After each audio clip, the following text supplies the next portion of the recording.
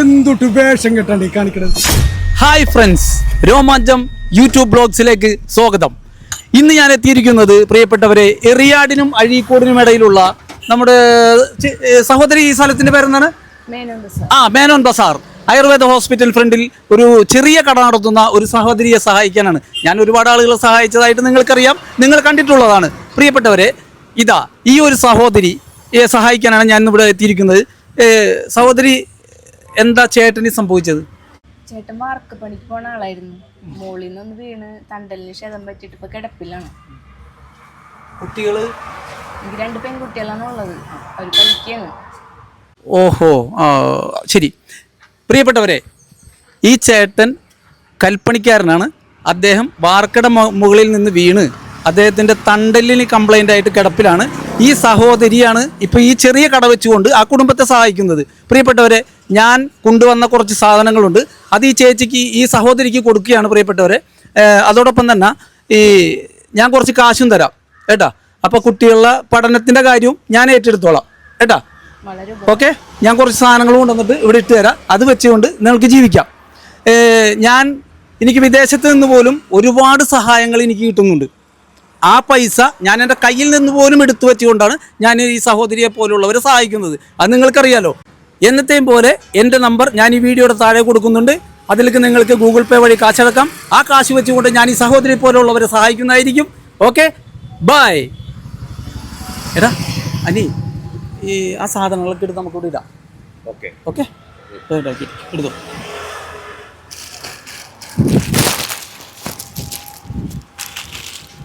എടാ ഞാനിടാം. നീ ഇത് ഷൂട്ട് ചെയ്യണം കേട്ടോ. ഞങ്ങൾക്ക് ഇത് ഷൂട്ട് ചെയ്ത് നോക്കണം കേട്ടോ.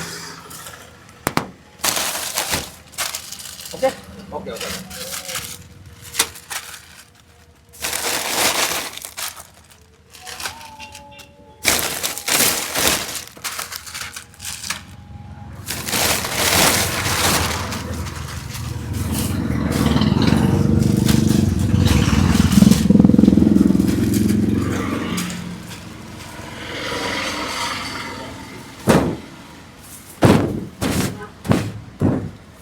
കാണുന്നുണ്ടാ? കിട്ടണില്ലേ?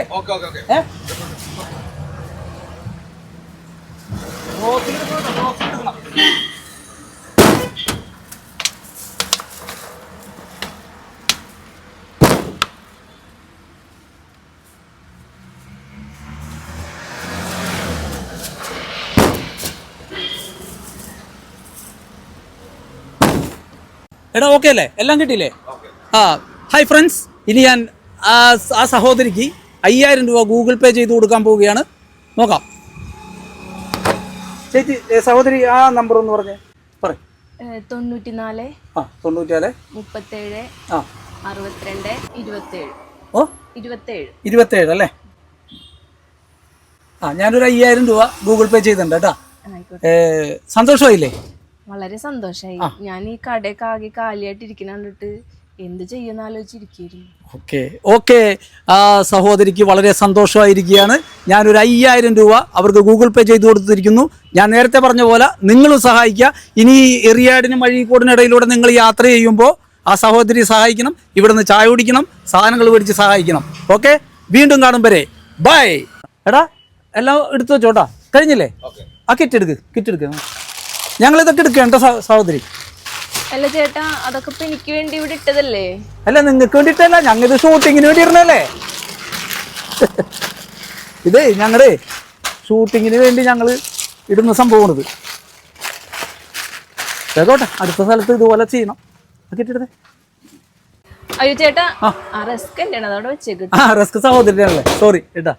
അപ്പൊ അതെ, ചേട്ടൻ അയച്ച പൈസ ഇതിൽ കേറിയില്ലല്ലോ. പൈസ കേറൂല, അത് ഞങ്ങൾ ഷൂട്ടിങ്ങിന്റെ ഭാഗമായിട്ട് കാണിക്കണല്ലേ, അത് കയറൂല കേട്ടാ. ഓക്കെ, അപ്പൊ ശരി കേട്ടാ. Thank you very much. എടാ വണ്ടി എടുക്കുവാ.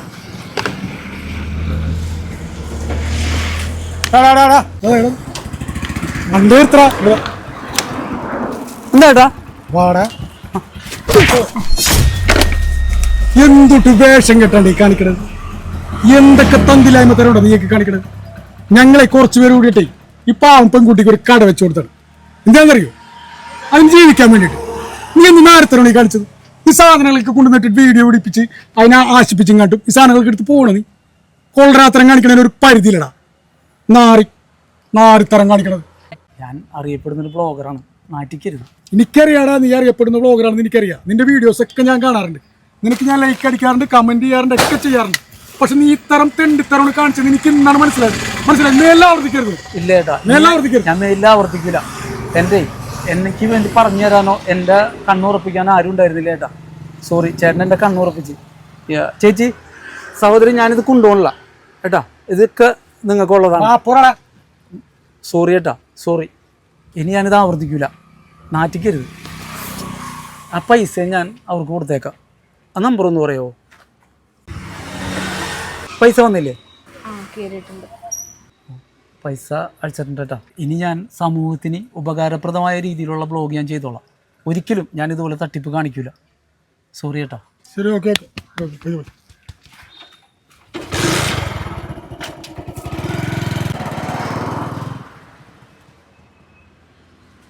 നമ്മളെ ഈ സാധനങ്ങളൊക്കെ എടുത്ത് ഇങ്ങനെ ഇട്ടോ കേട്ടോ. ഇതേപോലെ പല ആൾക്കാരും വരും കേട്ടോ. കുറച്ച് ആലോചിച്ച് ചിന്തിച്ചിട്ടൊക്കെ ചെയ്താൽ മതി. പറഞ്ഞിട്ട് കാര്യമില്ല, നമ്മുടെ കാലഘട്ടം അങ്ങനെയാണ് പോയിക്കൊണ്ടിരിക്കുന്നത്. ഞാൻ പോയിക്കോട്ടെ. എന്നാൽ ഇതിൽ ബുദ്ധിമുട്ടുണ്ടെങ്കിൽ വിളിക്കും കേട്ടോ. കച്ചവടമൊക്കെ എങ്ങനെയുണ്ട്? ഉഷാറായിക്കോളും കേട്ടോ. ശരി, ഞാൻ പോയിക്കോട്ടെ.